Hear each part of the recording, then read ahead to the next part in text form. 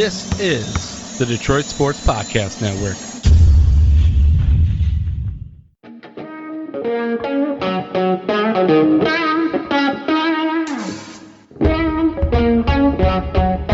The biggest icon in podcasting.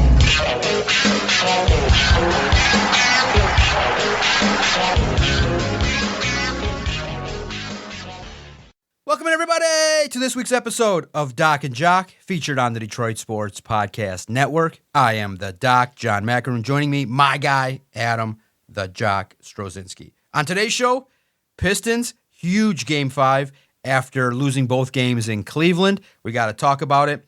Tigers continuing their swoon. It's just a disappointment all the way around in regards to what's happening with the team that plays baseball. Some good news, some bad news, but we'll try to break it all down. Only one victory, I think, in the last handful of games, so we'll talk about it. And one thing to kick the show off is, and it's really true, and I just noticed it now today. I know Adam doesn't spend a lot of time on X, but I go and I look for my likes. It's not there. And I'm like, where are the likes? There's an update for X, and every time anything is updated, changed, modified, improved, it's just never good. And now you have to go to the history tab on the left side of your X profile, and then you got to go and hit the likes button there. Similarly, college football and the NCAA tournament, they're always looking to expand, looking to change things, and we all knew it's not for the benefit of the game, not for the benefit of the viewer, not for the benefit of the fan. It's for the benefit of the dollar. And so Adam sent it over, and I agree with him. It's greed to me. The NCAA tournament, who wants to mess with perfection? You already did that when you expanded from 62 to 66 or whatever to have those playing games. Because you know how many playing games I've watched in the last 7-8 years? All a zero. I don't even fill out the bracket until those games are done. It doesn't even count. You don't get to say you're in the tournament unless you win. And I remember Michigan State being in that little position where, oh, you're in the playing game, or whoever's in the playing game, Oakland or whoever. It doesn't count until you're in the field of 62. So I'm not happy. I look at it and I say, all right, the field of 64, excuse me. I look at it and I say, I'm not a fan of expansion. I just look at it and I say, okay, the NCAA tournament in March is now going to 76 teams. I'm not a fan. It's disappointing, and it's very rare. Like this year, if you look at the bracket, the chalk kind of went down, and NIL has made it, and you tell me if I'm wrong, if I'm being an old man yelling at the clouds in my old age and my white goatee. I'm like, 64 is perfect. 64 teams, you play, you win, you get so many qualified, and you get after it. Now, it's just all about, I don't want to see Ionia State. I don't want to see Detroit Mercy in the NCAA tournament as much as I love the college. Listen, they can barely graduate kids. I don't want them in the NCAA tournament, and they can't be next year because of another academic violation. So it's just unfortunate. Greed always is going to win out, and they're always looking to tinker. More teams, more games, more this.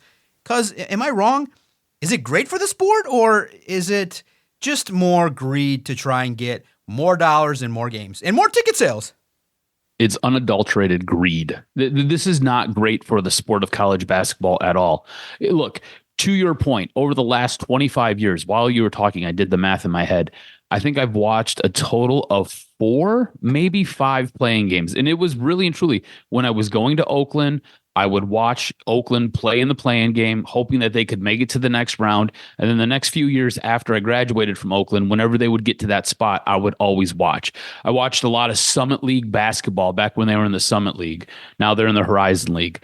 But to your point, I didn't care. And if I was filling out a bracket, I didn't care about those. I would have to wait till those games were done to fill out my bracket because they're almost inconsequential. It's a total non-factor. It's a total non-starter. And look, here's the thing.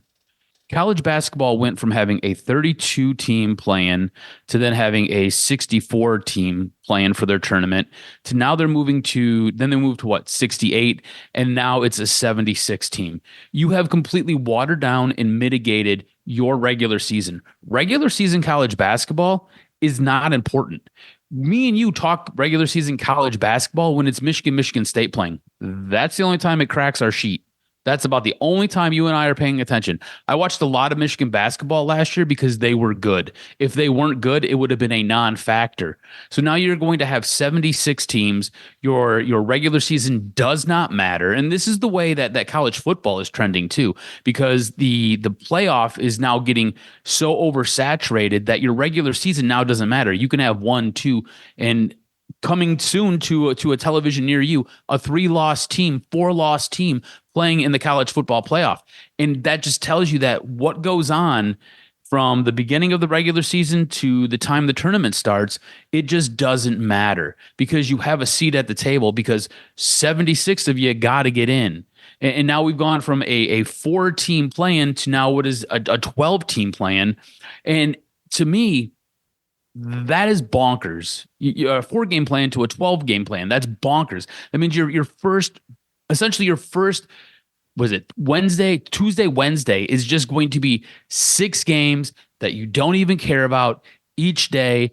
And it's like you said, it's going to be like Ionia State. It's going to be Louisiana Lafayette. That's who's playing. College football is on a very slippery slope, and they're tracking this way as well. This is horrible for the tournament. You did not need to do this. More bottom feeders getting in does not make your product better. And to your point, NIL has done a great job of leveling the landscape. You have a lot of teams that you've seen it with football where Indiana won a national championship.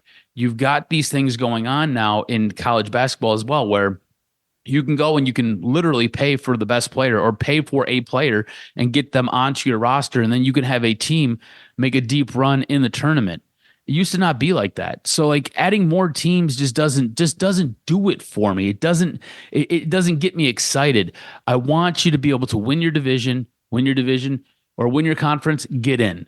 I want the top 4 or 5 teams from every conference to be in there and those guys going at it. I don't want, what is it? The Horizon League top 3 teams where you're going to have some team that's got a 500 record slipping in as team 76. I don't need to see that. I don't want to see that. This is unadulterated greed. The fact that Congress got involved with this and the fact that the president was talking about this before this was announced was bonkers to me, and it tells you pretty much everything you need to know. This is not good for the sport. It's not good for the game, and I think college football is on a collision course to do the same exact thing, and I don't like it. It just waters down what is supposed to be a fantastic event. Yeah, it's people trying to tinker. It's not for the betterment of the game. Look, it's there has to be a certain point where you realize, okay, when's it going to stop?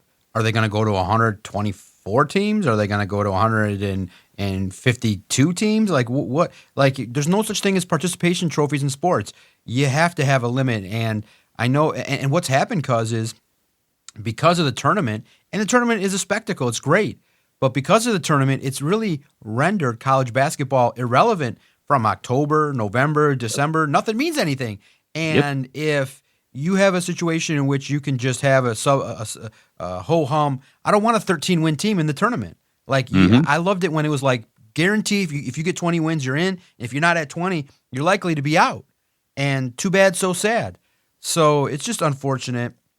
I'm not a fan of it, and I'm just disappointed that that's the nature of it. But in the end, we are in the money era, and as wrestling fans, you and I know, in the era of TKO and in the era of corporate greed, if there's any dollar to be swooped up and gotten, people are going to be there. But hopefully there's a way to evaluate it if the ticket sales are poor early on. But you may only just to prove us wrong because you might need one of those 76 seeds to come out of there and get to the Final Four because it's always nice. It's a great story.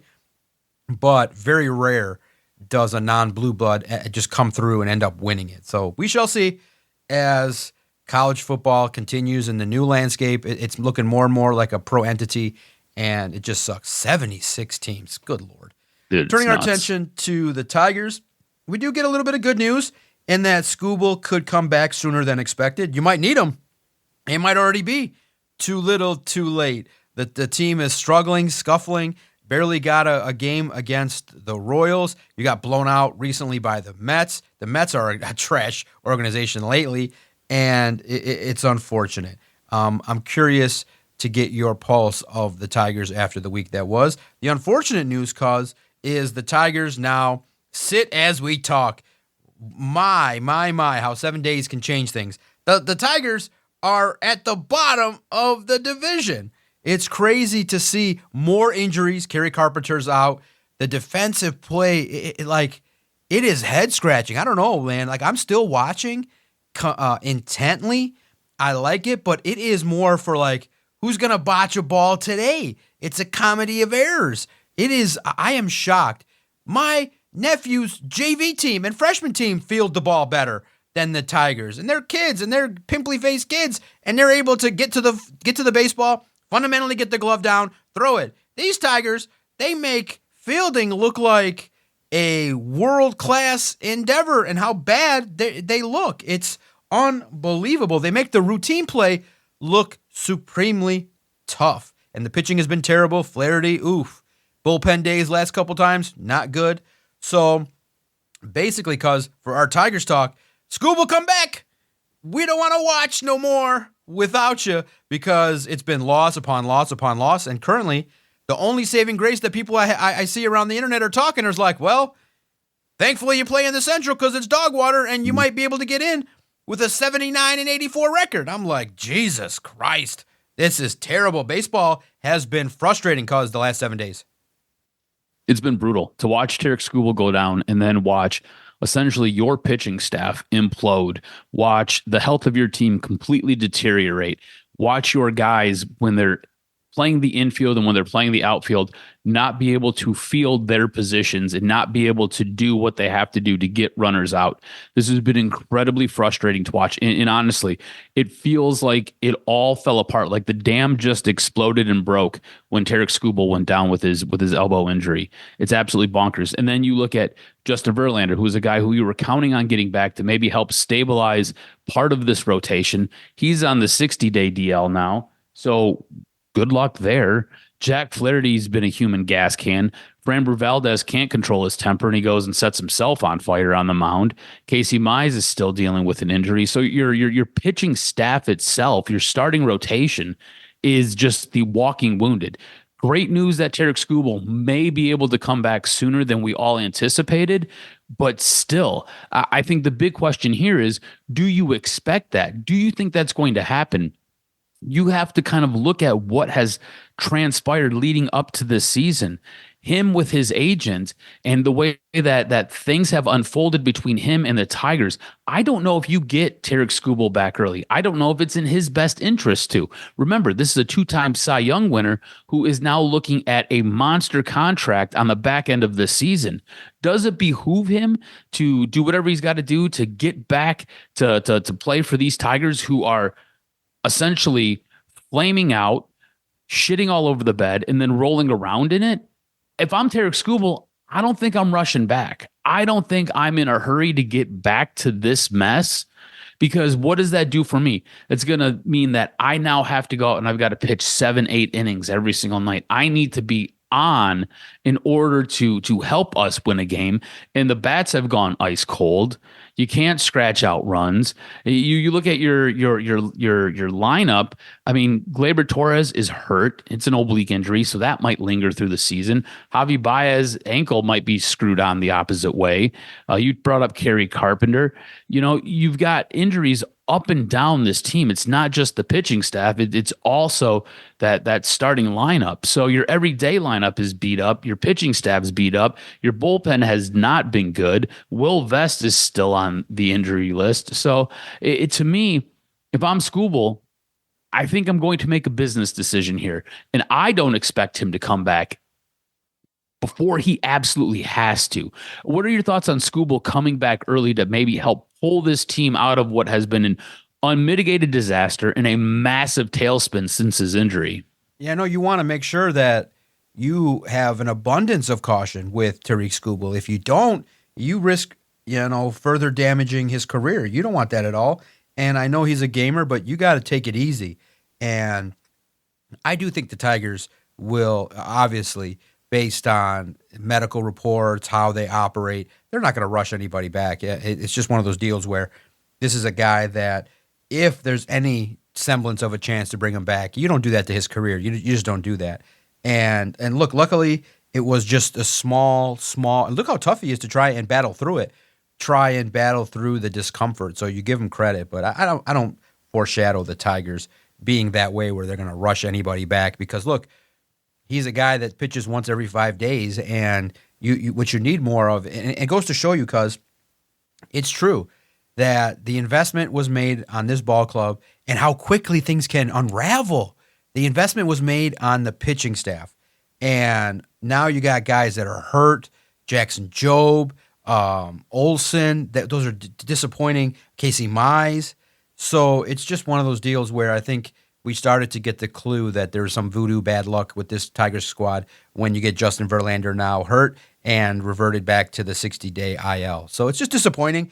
It reminds everybody of the Lions and their injuries. This is a ball club that's injured, but by and large, what you see is similar to the complaints that all the pundits had. Not enough hitting. It's not enough high caliber Major League Baseball hitting. What is besides pitching? Clearly, what do you think are? And to me, it's defense. But do you see any other warts that this Tigers club has that's preventing them from winning? Because you look at the squad and you're like, my goodness, you have Dylan Dingler, you have McGonigal, they're hitting, but it just seems like it's wild when they play well. You see it, but when they're off, it seems like they can't put together a fundamental game of good defense, good offense, solid pitching, and bullpen. And did we get spoiled last year? But lately, this last stretch of games after the Skubal injury, you got maybe 1 or 2 wins, and it's been downtrodden. And I just think that, I don't know if it's a lack of confidence, if you realize, okay, if you're going to throw out a Zach Short, it's not going to be all that great. Are we being too harsh? Or are you saying, you know what, Scott Harris, your job is to at least develop guys behind the starters. You can't just say, well, we got our starters and nobody else. Like, these guys got to at least be able to, hey, go from third to first. Like, they don't have to be world beaters at the plate. I get it. They're going to be average hitters. But can we get someone to throw the ball to first base to the guy's glove effectively? My God. I think the thing that's killing this team, it's really twofold. I think one, it's organizational arrogance. The way this team was, and they kind of work hand in hand. It's organizational arrogance, and it's the way this team was put together. They went in and they decided that they are going to build this team with a very heavy pitching rotation. They are going to do this essentially through your starting rotation, your starting 5, and then you're going to try to build up your bullpen. The everyday lineup will come along when it comes along. Well, here's the problem with that. Your pitching staff has basically imploded and are now all dead. Everybody's dead. Verlander's dead. Mize is dead. Reese Olson's dead. Tarek Skubal's dead. Will Vest. We'll throw in the bullpen as well. Will Vest is dead. Kyle Finnegan has been okay. Kenley Jansen has not been great. So you look at your pitching staff, top to bottom, and it's just not healthy and it's just not good. So now what can kind of help uplift that? Well, if you have a starting rotation, an everyday lineup that is good, that can hit the ball, that can drive in runs, that can scratch out runs, and can play really, really good defense, hey, you don't even have to play really good. You can just play some defense. It'll help offset that. So you don't have that. Like, Spencer Torkelson is basically a walking out. If he's not hitting home runs, the guy's not getting on base. You're putting a lot of emphasis on a guy like McGonigal and Riley Green, and it just those are young players. Like, I don't know what you expect from them. Colt Keith, he hasn't been any great shakes this year. So I think the defense plays a part. But I think the lack of having big bats that you can count on, as well as all of the injuries to the pitching staff, and the pitching staff just flat out not being good. I think those are all things. It all goes hand in hand. It's all hurting this team. And I believe a lot of it falls on the feet of Scott Harris. Like, you can't do anything about injuries, and I'm not blaming those on him, but I feel like you can always protect and try to insulate your pitching staff. And I feel like he was very brash in how he went about building this lineup. He said, nope, we're going to do it with these guys, and we're going to do it this way. And that's what it's going to be. And the kids will come along when the kids come along. Sometimes, man, you just got to be smarter, and you just have to add a bat or two, a guy or two. That's what Tarek Skubal is. He's a guy who can pull you out of a tailspin. If you have a guy in your lineup, when he gets up to the plate and you got a runner on base, not even in scoring position, just on base, every now and then something magical happens and he hits a 2-run, 3-run shot. And next thing you know, you're right back in a ball game and you can scratch out a win. Instead, you're losing series to Kansas City. You're losing series to the Red Sox. You're losing series to the Mets. You're losing series to bottom-feeding teams, and there's no excuse for it. Like, you can't say it's because our pitchers are all hurt. That can't be the excuse. Those teams are garbage. You should be beating the pants off of them, and you're not. You're just not doing it. You should have enough. You should have enough at the plate with the guys that you have in this lineup to be able to scratch out and eke out wins. I'm not saying that they all have to be pretty and you don't need to beat them up 10-2 every game, but you should be able to go out there and scratch out a 5-4 win or a 6-5 win. And this team isn't even showing up, and that's a problem. For sure. It's tough when you look at it and you say, man, the stretch against the Royals and the Mets should have been your get right. And that's nowhere near get right as we sit. It's unfortunate. And also, too, look, you can lose games, but to get throttled 10-2 is crazy to look at. It's unfortunate to see how they've fallen. And you realize, okay, you got the Blue Jays next at home, so that's fine. Hopefully you get a chance to compete. Let's look here real fast. You get the Blue Jays at home, and you get the Guardians at home. That's the next stretch before we check in again. You need to win those games against the Guardian. The Guardians right now are top of the Central. You need to win those games. No excuses. I don't care what you have to do. I don't care how you have to figure it out. You need some kind of magical pixie dust. You need to win those games. No excuses. Zero exceptions. Zero exceptions. Now, before we talk about the Pistons and Game 5, what do we think? Is the series in danger? Just real fast, you've had a chance to look at the schedule because the only thing we know now at Wednesday is it sucks. If you're a season ticket holder, you got boned. Facts, no doubt about it. The marquee game at home was the Patriots. And guess what? You got to go to Germany to see Mike Vrabel. Maybe they didn't want the international scene with the Doc asking Mike Vrabel questions. They probably like, well, Doc ain't going to go to Germany. We know his propensity. And they're like, you know what? Let's give him a marquee game. I thought the Buccaneers game would be better, but Lions and New England Patriots in Germany, you get boned. That's one of the marquee games at Ford Field. Now you just get the likes of the Saints, Buccaneers. You're like, okay, whatever, Giants. I feel bad for those shelling out thousands of dollars. It's not worth it. This year's home schedule, awful. And then week 2, you get a short week to play Buffalo. And it's going to be tough unless you guys are rolling in the dough. Average get-in price is $670 to get into Buffalo week 2. Now you say it's going to be nice weather, it won't be crazy, but that's a marquee game, and you're going to be on short rest.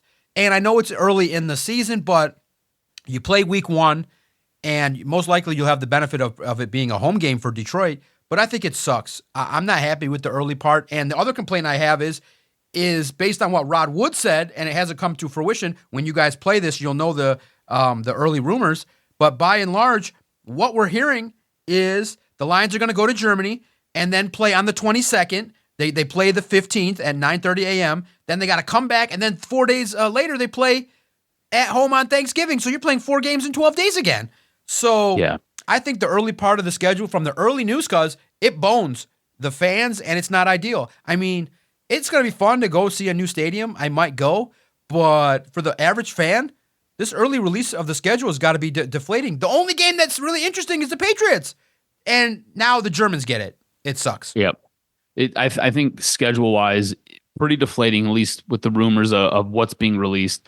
I think the hard part, like you said, you're playing multiple games. Again, this is another year where you're playing multiple games on short rest, and you're playing a ton of games in 12 days. Like, to me, it's it's almost criminal what they do to these guys. Like, I know that they're all well-trained athletes. They all have the best of the best, and they all get paid a pretty nice sum to do what they do. But we've talked about it in the past. Every single game, it's like you go through 37 different car crashes.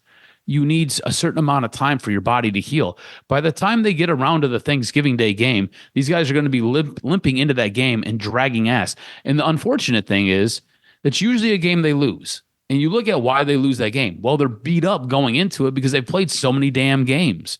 So it's just the schedule making is incredibly unfair. And you're right. The one game that you were looking forward to was probably that Patriots game, and now you're not going to get it. It's going to be played over in Germany. And I think it would have been fantastic to have Mike Vrabel here, and we could have had a little bit more of the Diana disco, and we could have talked a little bit about that, and that would have been fantastic. But now we don't get that. I don't know about you, but I'm fascinated by that story. That story, dude, I can't get enough of it. These two morons, I can't believe it. Look, let's just be factual here, and let's just be honest. Adam wasn't a very good guy, all right, back in the day. Adam did a lot of sleazy things, and Adam hoed around a lot. Adam would do his hoeing, and nobody really knew. Nobody knowing. Adam be doing his hoeing, but no one be knowing. No one knew. Yep, exactly. Adam be doing his hoeing, and no one be knowing. You know, I would let a few people know what was going on, and that was maybe to corroborate a story or two. These dumbasses just out in the public, dude. Like, what is going on? Also, Mike Vrabel, what are you doing with Diana Rossini when she's like 7 months pregnant? This broad looked like she was about to pop and just explode all over the place. I mean, she probably did on that boat, but she looked like she was fit to deliver right then and there. And then to top it all off, you name your firstborn son Mike, and you try to explain it away. Dude, it is bonkers. This is the story that just will not end and just keeps giving and giving and giving and giving. I love it. I think it's great. And the sad part is you don't even get to get Mike Vrabel here. You don't even get to get Diana Rossini here. Right. So you can have these conversations with these people because they're going to be in Germany, and that makes me sad. Yeah, it's tough too. Look, true love, man. I saw Diana Rossini on Mother's Day kissing her husband. Maybe they're back, but look. Whatever the matter is, and I know people are looking at the salacious side. Everybody is. You can't lie because it's a high-profile guy having an alleged affair with a reporter. But the interesting and intriguing part on our end, too, here at the podcast, is she's privy to NFL information, which was potentially handed by the head coach of an NFL team with the Titans. And so the intriguing part about competitive balance is she could be given information about a trade or a player that could potentially drive down value, that could potentially impact Julio Jones going to a team. It could impact a player like A.J. Brown going to the Patriots. So that part of it. And look, guys, are you saying to me that the Patriots are above cheating and above doing anything possible to win? Are you kidding me? Mike Vrabel got a PhD in that.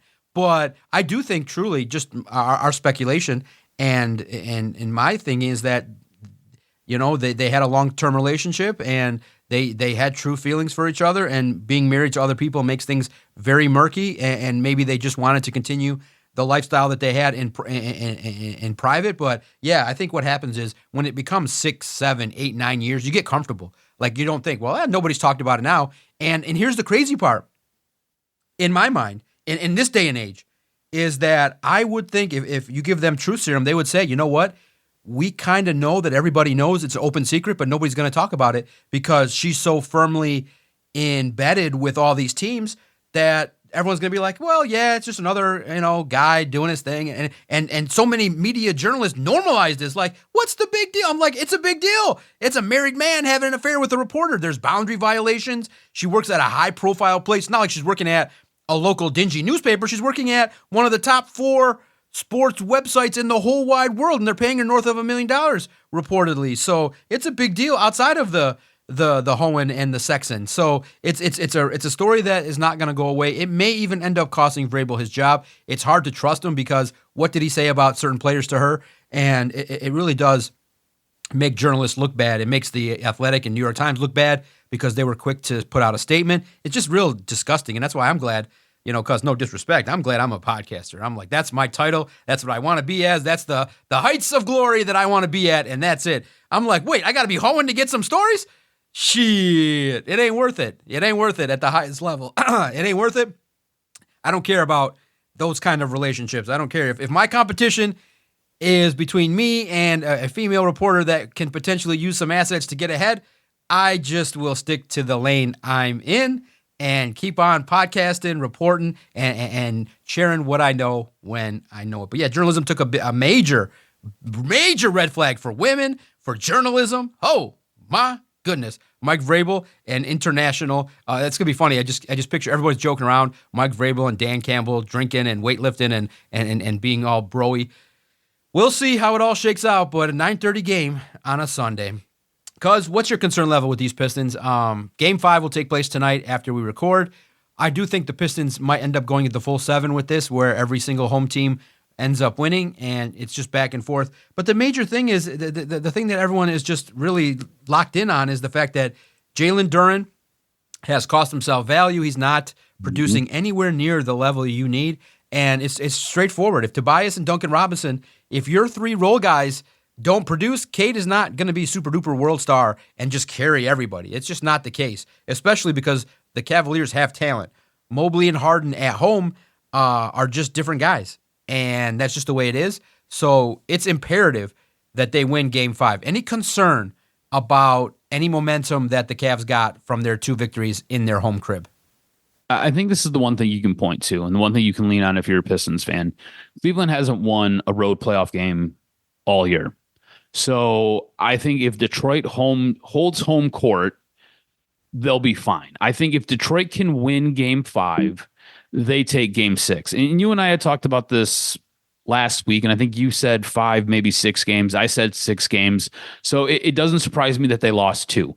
The way that they lost the 2 was a little bit frustrating. I feel like they should have took Game 3, and they let that one slip away. And if they could have took Game 3, I feel like they could have sealed the deal in Game 4, definitely in Game 5. Got yourself some rest, and we'll talk a little bit about why that rest is important here in a few minutes. But you know you're going to be facing the Knicks, and obviously there's a little bit of bad blood there, a little bit of history from last year. And I think if we really broke it down, the Knicks were the team that we wanted to face to go to the NBA Finals. So this sets up perfectly. Everything sets up beautifully. The problem is the Pistons can't get out of their own way, and they can't get out of the series with Cleveland unscathed right now. They're just playing more and more games, and that's just adding more and more miles to what I feel are a few bodies that need some good rest. But as far as being concerned about Cleveland, this sounds so bad, but I'm not really all that concerned about Cleveland. Again, Cleveland hasn't won a road playoff game all year. They've got to come to Detroit. I think if Detroit wins Game 5, you're then set up really, really nicely. You mean to tell me that they can't take one of these 2 games and having home court for one of those 2 games, that they can't get that figured out? I believe that they're going to get to the next round. I wish that they would just do it sooner. I wish this would be over. Here's the deal. If they lose to Cleveland in Game 5, that's when I get worried. That's when I start to panic. That's when I get nervous, because now Detroit's right back into that seat where they've got to win. Your margin for error now goes out the window. And what we've seen is, if Cade's not on, if Duncan Robinson's not playing a role, if Tobias Harris isn't playing a role, you're going to struggle. Jalen Duren is a non-factor. Why he keeps getting anywhere from 20 to 30 to almost 40 minutes a game is beyond me. You seen it the other day with B-Ball Paul. He got like 15 minutes. The dude had like 14 points and 7 rebounds. Duren had like 4 points. He had like 5 turnovers, and he had like 6 rebounds. The guy's like a non-factor. He's I don't know why he keeps getting rolled out there. Have him come in and spell somebody, but you should be playing Paul Reed, and you should be playing Isaiah Stewart. And then your third option is Jalen Duren. He does not need to be out there.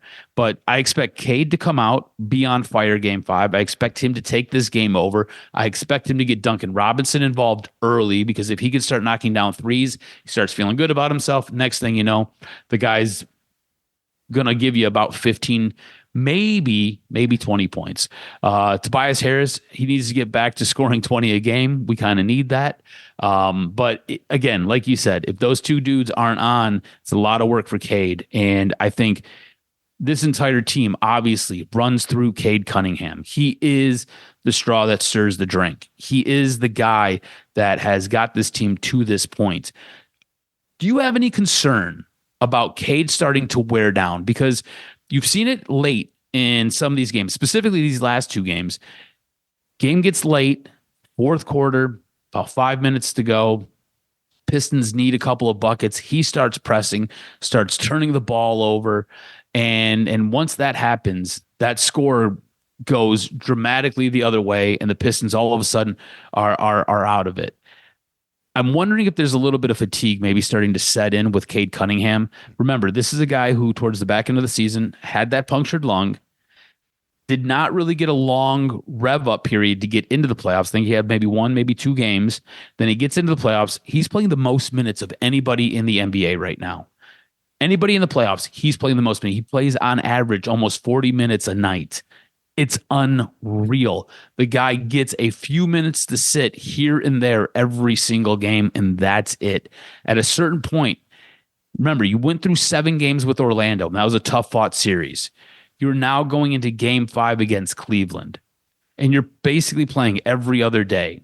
Any concern with Cade wearing down? Because that's probably my biggest concern with the Pistons is Cade's physical health at this time in the season. Does he have enough to give it his all to get this team across the finish line and get them into the NBA Finals? Because I don't know if he does. I'm starting to wonder if he's running on fumes. What about you? Yeah, I agree. You see it. And that's where the turnovers start to happen. He's counted on to do so much. He's the emotional leader. That's why playing at home gives you, I think, that additional fuel that he's going to need. So I'm not worried about it. I think that he'll rise to the occasion. But what's concerning now is, okay, fine. Let's say you get past the Cleveland Cavaliers. Fine. Guess who's sitting resting, enjoying their time, recouping? The team that swept the 76ers, the New York Knicks. And you know that series is going to be knockout, drag out every minute. And I just think that 2 series that go potentially 7 games is going to hurt the Pistons. So I think it greatly hurts the Pistons. And I think the Pistons, if they advance past the Cavs, are going to be underdogs against the Knicks. And it's disappointing, but I do think by and large, the Pistons are a better team than the Cavaliers. They just got to bring the defensive intensity, and I think you'll start to see that at home. So I'm curious to see if the Pistons, again, in Game 7 in their own crib, if it goes to that, if they are going to be able to handle business. But Cade Cunningham, look, this is what is going to be part of his evolution, is you got to play those minutes, you got to power through, you got to rest, you got to recoup, and you got to be a little bit more protective with the basketball. But by and large, it is when the Pistons lose, it's a group effort. It's J.B. Bickerstaff not using the right rotation. It's playing 5-on-3 without Asar and Jalen Duren performing anything really offensively. And your three-point shooting goes cold. You don't play as good defensively. And then how the hell you have a north of 20-0 run against you to start the third? That's when you're supposed to be amped. Like, okay, we got our adjustment. We got to do this. And we fall down 20-0. We're like, what? And you were in the game. So I just hope that they have a better opportunity in Game 5, and let's see if they can close it out in Cleveland. It'll be a knockout, drag-out situation, and I want to shut them down. I want to shut up the Cleveland Cavalier fans in their own crib. So we shall see as it plays out, but Pistons firmly in a playoff series is fun to talk about. It's fun to talk about the nitty-gritty of a basketball team trying to overcome and learn and grow up right before our very eyes. Let's see if they can reach the heights where they can reach their potential, where we all said, okay, get to the NBA conference final, and let's see what happens in the East. Make sure you follow Adam on X at AdamR, STROZ. Follow us at Detroit Podcast. Thanks for your continued engagement, fun. If you've agreed or disagreed with anything that we've said, let us know. If you're a fan of the Lions schedule and you say, hey, just let it ride, go into Buffalo and do your thing like you did back when you went to Kansas City, let us know. It's always fun to banter, and you don't have to agree with us, but we respect the fact that you listen. Thanks, everybody. I look forward to next week for the next episode of Doc and Jock, which is featured on the Detroit Sports Podcast Network. You fucking podcasters. I said don't let them in here.